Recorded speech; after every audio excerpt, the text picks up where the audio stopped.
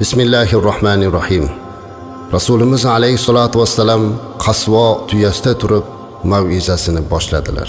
Arafat tog'ida turib o'qilingan bu xutbalari uzun bir va'z bo'ldi, go'yoki vasiyat bo'ldi.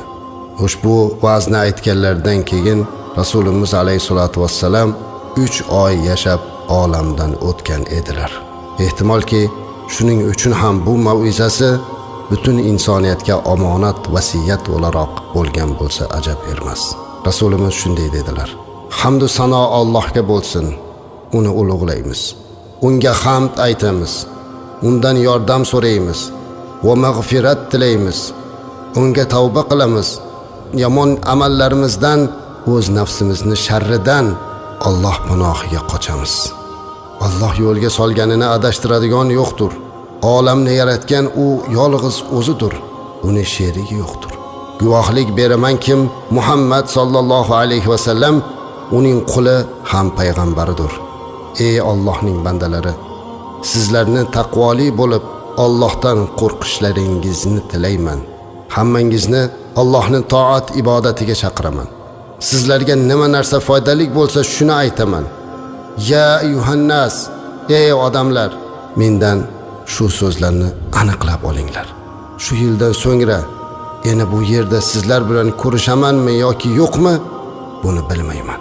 Shuning uchun bugun sizlarga ko'p narsalarni aytib topshirgayman.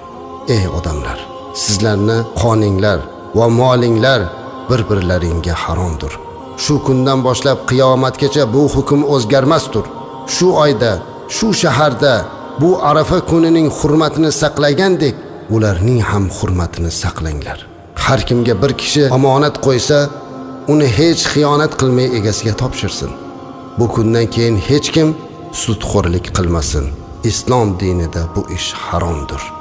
Ey odamlar, shuni bilinglarki, xotinlaringiz sizlarning yordamchilaringizdir. Ularni boshlariga ega bo'la olmaysiz. Alloh omonati bilan ularni oldingiz. Alloh amri bilan sizlarga halol bo'ldilar. Shunday bo'lgach, xotinlarga zulm qilishdan saqlaninglar. Ey odamlar, mo'minning qarindoshi, aka-uka, og'asidir. Mo'minlar bir-birlariga o'zlari suyib bermasalar, o'zlari rozi bo'lib bermasalar, roziliksiz bilan olgan mollari haromdir. Meni bu so'zlarimni eshitdinglarmi? Yetkazdimmi deb qo'yardilar Rasulimiz. Sahobalar eshitdik, yetkazdingiz deb aytdilar. Payg'ambarimiz alayhisalom osmonga yuzlarini qaratib, Allohim, bandalaringga buyruqlaringni yetkazdim. O'zing guvoh bo'l deb qo'yardilar. So'ng yana davom ettirdilar. Ey odamlar, yaratgan Alloh birdir. Barchalaring bir Allohning bandalaridirsiz. Otanglar birdir. Barchalaringiz Odamdan tarqalgansizlar. Odam esa tuproqdan yaratildi. Kim taqvolik bo'lsa, Alloh oldida qadri shudir. Arabni ajamdan ortiqligi yo'qdir. Kim taqvoli bo'lsa, ana shu ortiqdir. Ey bora Xudoyo, Allohim o'zing guvoh bo'l, seni amringni bandalaringga yetkazdim. Mening ushbu so'zlarimni ushbu joyda hozir bo'lib turganlar, bu joyda bo'lmagan g'oyiblarga yetkazinglar. So'zlarimni eshitganlar eshitmaganlarga yetkazsinlar. Payg'ambarimiz alayhissalatu vassalam mana shunday mav'iza qildilar. Sahobalar hammalari sidqi dildan, yurakdan eshitdilar. Ayni mana shu mav'izani qilayotgan mahalda azizlar, Qur'oni Karimdagi eng buyuk oyatlardan biri nozil bo'ldi. Payg'ambarimiz alayhisalom tuya ustida turganlarda vahiy kelishlik holati bo'lib qoldi. Vahiy qabul qilganligidan keyin sahobalarga qarab Qur'oni Karimdagi mana bu oyatni nozil bo'lganini yetkazdilar. Estaizu billah. Al-yawma akmaltu lakum dinakum va atmamtu alaykum ni'mati va raditu lakum al-islam dinan. Ya'ni Alloh taolo bugun sizlarni dinlaringizni mukammal qildim, kamoliga yetkazdim. Barcha ne'matlarni itmomiga yetkazdim. Sizlar uchun islom dinini xohlab, uni sizlarga din qildim. Ushbu oyat nozil bo'lganda dinimiz mukammal bo'lganligini va dinimizni islom dini ekanligiga Allohning rozi bo'lganligi va barcha ne'matlar itmomiga yetkazilganligini bayoni bor edi. oyatning azamatidan, oyatning ulug'ligidan payg'ambarimiz alayhisolatu vassalam minib turgan tuyalari yerga cho'kib qolgan edi shunda. Mana shu kuni hammalar xursand bo'ldilar. Dinimiz mukammal bo'libdi, ne'matlar oxiriga yetibdi deb xursand bo'ldilar. Demak, endi Qur'on oyatlari boshqa nozil bo'lmaydi. Endi boshqa hukmlar kelmaydi. Hamma mana shunga xursand bo'lib turgan bir pallada Hazrati Umar yig'ladilar. Payg'ambarimiz alayhisolatu vassalam: "Ey Umar, nega yig'layapsiz?" dedilar. Shunda Hazrati Umar radhiyallohu anhu: "Ya Rasululloh, dinimiz har kuni o'smoqda edi. Bir narsa mukammallikka yetgandan keyin endi u asta orqaga ketadi deb yig'layapman" dedilar. Rasulimiz tabassum qilarkan: "To'g'ri aytasiz" dedi. Hamma xursand bo'lib turgan bir paytda Abu Bakr Siddiq radhiyallohu anhu ham yig'lardilar. Sahobalar oldilariga kelib: "Ya Abu Bakr, nega yig'laysiz? Axir bugun bayram-ku, dinimiz mukammal bo'ldi. Hamma ne'matlar itmomiga yetdi. Dinimizni islom dini deb atalib bizga ato qilindi. Alloh bunga rozi bo'ldi. Siz nega yig'laysiz?" deganlarida Abu Bakr Siddiq radhiyallohu anhu: "Sizlar oyatning ma'nosini tushunmayapsizmi? Modomiki endi dinimiz mukammal bo'lgan bo'lsa, endi boshqa Qur'on oyatlari kelmaydigan bo'lsa, endi Allohning hukmlari yer yuziga boshqa kelmasa, demak Rasulimiz alayhisolatu vassalamni payg'ambarlik xizmati oxiriga yetibdi. U zotdan ajralishlik vaqti kelibdi" deb yig'ladilar. Sahobalar buni eshitib hammalari yig'lab yubordilar. Bu xabar payg'ambarimiz alayhisolatu vassalamga kelganda Abu Bakr Siddiq radhiyallohu anhu: "Sizlarning ichingizda eng olimingiz ekanligi bilinib turibdi" dedilar.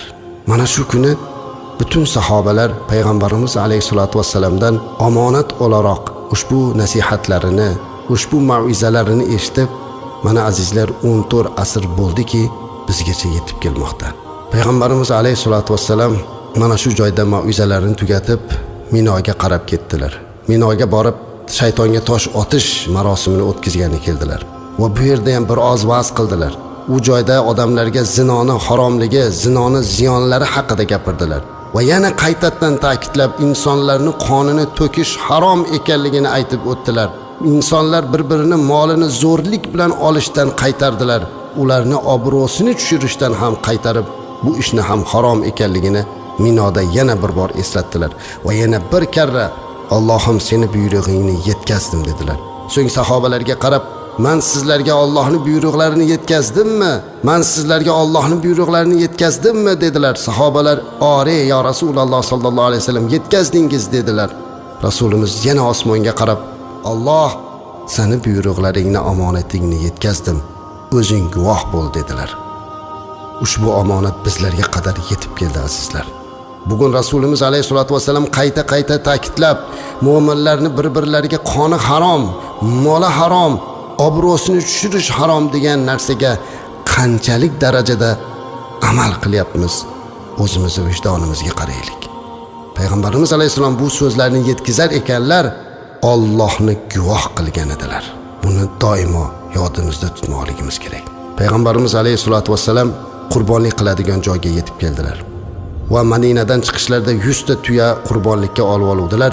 Mana shundan 60 tasini o'z qo'llari bilan qurbonlik qildilar. Qolganlarni Hazrati Alini vakil qilib o'z nomidan qurbonlik qilib so'yishlikka buyurdilar.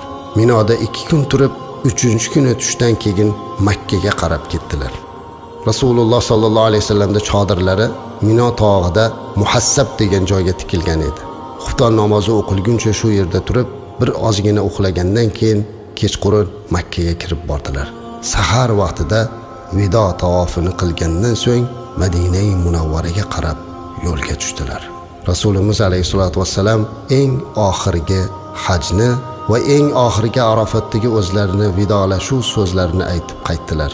Mana shu voqeadan keyin payg'ambarimiz alayhisalom 3 oy yashadilar. Muslimun.uz Andijon viloyati vakilligi muslimun.uz saytining rasmiy diniy ma'rifiy kanali. Bizni kuzatib boring. Biz siz bilan doimo birgamiz. Payg'ambarimiz alayhisolatu vassalam sahobalarga vasiyat qildilar. Ularga qarab, sizlarni ansonlarga yaxshilik qilishga buyurayman. Chunki ular mening eng yaqin va sirdosh kishilarimdir. Ular o'z zimmalaridagi vazifalarni to'kis ado etdilar. Endi oladigan mukofotlari qoldi. Shunday ekan, ulardan yaxshilik qiluvchilar tomon oshiqinglar, yomonlik qiluvchilarni kechiringlar dedilar. Yana bir rivoyatda payg'ambarimiz alayhisalom ularga qarab odamlar ko'payadilar, ansoriylar esa kamayadi. Hatto taomning tuziga o'xshab kam bo'lib qoladilar. Kimki birovga foyda yoki zarar yetkaza oladigan vazifaga tayinlansa, ularning yaxshilar tomon oshiqsin va yomonlarini kechirsin dedilar. Keyin bir gap aytdilar. Sahobalarga qarab, Alloh bir bandasiga istagancha dunyo nozi ne'matlardan ato etdi, yoki uni olishlikni buyurdi, yoki o'zining huzuridagi narsasini, jannatni, o'zini diydorini, ixtiyorini berdi. Banda Allohning huzuridagi narsani tanladi dedilar. Abu Said Xudriy radhiyallohu anhu aytadi, sahobalar shunda xursand bo'lib turganda Abu Bakr Siddiq yig'lab, "Ota-onam sizga fido bo'lsin ya Rasululloh" deb yubordilar. Sahobalar hayron bo'lib, "Nega unday deyapsiz ya Abu Bakr Siddiq?" dedilar. Axir payg'ambarimiz alayhisolatu vassalam bir odamga istagancha dunyo nozi ne'matlardan ato etdi, yoki uni olishlikni buyurdi, yoki o'zining huzuridagi narsasini, jannatni, o'zini diydorini, ixtiyorini berdi. Banda Allohning huzuridagi narsani tanladi deyapti-ku deganlarda Abu Bakr Siddiq radhiyallohu anhu yig'lab turib, "Bu payg'ambarimiz alayhisolatu vassalamning o'zlari-ku" dedilar. Demak, Rasulimiz alayhisolatu vassalam bizni tashlab ketishlikni ixtiyor qilibdilar, tushunmayapsizlarmi dedilar. Bu esa payg'ambarimiz alayhisolatu vassalamning sahobalar ichida eng olimi ekanligidan nishona edi. Shuning uchun Rasulimiz alayhisolatu vassalam shundan so'ng sahobalarga qarab, albatta odamlar ichida menga Abu Bakrdan ko'ra hamrohlik qilishda va mol mulkini sarflashda marhamatliroq bo'lgan biror kishi yo'q dedilar. Agar men Robbimdan boshqasini halil, ya'ni yaqin do'st qilganimda edi, albatta Abu Bakrni halil qilgan bo'lar edim dedilar. Lekin islomdagi birodarlik va mehr muhabbat afzaldir. Ushbu masjidga tutash barcha eshiklar berkitilib yuborilsin, magaram Abu Bakrning eshigigina ochiq qolsin, chunki men uning eshigidan nur chiqib turganini ko'ryapman dedilar. 4-kun, ya'ni Rasulimiz alayhisolatu vasallamning vafotlaridan 4 kun oldin, payshanba kuni edi. Dardlari yana og'irlashib qoldi. Shu holda bo'lsalar ham, kelinglar, men sizlarga bir narsalarni yozib beraman. Shundan so'ng sizlar aslo adashmaysizlar dedi. Bu zotning huzurlarida bir nechta kishilar, jumladan Umar ibn al-Hattob radhiyallohu anhu ham bordilar. Hazrat Umar payg'ambarimiz alayhisolatu vasallamning dardlari zo'raydi, xat yozish u zotga og'irlik qiladi dedilar. U zotga qarab, bizda Allohning kitobi bor, shuning o'zi kifoya qiladi dedilar. Shunda uydagi turganlar tortishib qoldi. Ba'zi birlari qog'oz olib kelamiz dedilar, ba'zi birlar qog'oz keltirmaylik dedilar. Hazrati Umar tomon bo'lganlar bo'ldi. Payg'ambarimiz alayhisalom bu ixtilofdan xafa bo'ldilar-da, ularni hujrini tark qilishlarini so'radilar. Chunki payg'ambarimiz alayhisalomning eng yomon ko'rgan narsalari ixtilof qilishlik edi. Shu kuni payg'ambarimiz alayhisolatu vasallamning dardlari og'ir bo'lishiga qaramay, to shu kun, ya'ni vafot etishlaridan 4 kun oldin payshanba kunigacha barcha namozlarni o'zlari imom bo'lib o'qib berdilar. O'sha kuni shom namozini ham o'zlari o'qib berib, unda Zam suraga Mursalot surasini qiroat qilib berdilar. Ammo xufton paytiga borib dardlari zo'rayib ketdi. Masjidga ham chiqa olmadilar. Oysha onamizga qarab, payg'ambarimiz alayhisolatu vasallam, "Odamlar namozni o'qidilarmi, Oysha?" dedilar. Oysha onamiz, "Yo'q ya Rasululloh, ular sizni kutishmoqda" dedilar. Unda bir idish suv olib beringlar dedilar. Bir suv olib kelindilar, ustidan quydirib g'usl qildilar.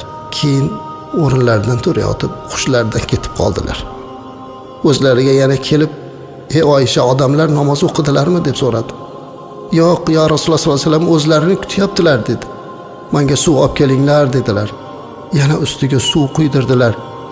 Yana turgan edilar. Yana hushidan ketib qoldilar. Yana o'zlariga kelib, "Oysha, odamlar namoz o'qib bo'lishdimi?" dedilar. Oysha onamiz yig'lab yuborib, "Ya Rasululloh sollallohu alayhi vasallam, ular sizni kutmoqdalar" dedilar. Yana suv quydilar. 3-marta shunday bo'lganidan keyin yotib qoldilar-da, "Aytinglar, Abu Bakr Siddiq radhiyallohu anhu odamlarga imomlik qilib bersin" dedilar. Shu kundan e'tiboran Abu Bakr Siddiq radhiyallohu anhu 17 namozga imomlik qildilar. Oysha onamiz bu gapni eshitib, payg'ambarimiz alayhisolatu vasallamga kelib, "Ya Rasululloh sollallohu alayhi vasallam, otam Abu Bakrni o'rniga boshqasini o'tkazaylik. Otam Abu Bakr Siddiq juda ham ko'ngillari nozik odam. Mehrobda sizni oldingizga o'tganda yig'lab ovozlari chiqmay qoladi" deb otalarini ehtiyot qildilar. Payg'ambarimiz alayhisolatu vasallam, Abu Bakr Siddiq radhiyallohu anhu imomlikka o'tsinlar dedilar. 3 marta qaytarsa ham 3 marta Oysha onamiz iltimos qilib turuvdilar. Rasulimiz alayhisolatu vassalam ularga qarab, sizlar xuddi Yusuf alayhissalom qissasidagi ayollarga o'xshaysiz-a dedilar. Abu Bakrga aytinglar, odamlarga imom bo'lib namoz o'qisin dedilar. Bu gapdan keyin chora qolmadi. Shundan keyin Abu Bakr Siddiq radhiyallohu anhu ga amr qilindi. U zot imomlikka o'tdilar. Bazo'r o'tdilar. Oysha onamiz to'g'ri aytgan edilar. Abu Bakr Siddiq radhiyallohu anhu mihrobga borar ekanlar. Rasulimiz alayhisolatu vassalamning o'rniga imomlikka o'tayotganda yig'laganlardan ovozlari tiqilib qoldilar. Bu sovg'alarimiz o'z egalari tomon yo'lga chiqmoqda. Qashqadaryo viloyati Koson tumaniga, Denov tumaniga, Jondor tumaniga, Muzrobod hamda Farg'ona viloyatiga yo'lga chiqmoqda. Har bitta sovg'amiz ranglari bir-biriga mos qilib tayyorlangan. Misol uchun do'ppisi, qutisi, koja g'iloflari, tasbehlari, mushkambarlarigacha ranglari bir-biriga mos. Qur'on kitoblari arabcha hamda kirilcha tarjima tafsirlari, ro'mollari, ibodat islomiya, haj, umra, duolar kitobi. Kutumizning pastki qismida esa yumshoqqina bo'lgan joy namozlari joylashgan. Eng dolzarb kitoblardan Qur'on Karimning porali kitobi. Har bitta pora alohida kitobga joylashgan. 5 mahal namozni o'zbekchada osongina o'rganish uchun ustoz joy namozlari, Qur'on Karimni arabcha hamda kiril harflarda yozilgan variantlari ham mavjud. Bizning xizmatimiz O'zbekiston hamda Rossiyaning istalgan nuqtasi bo'ylab amalga oshiriladi.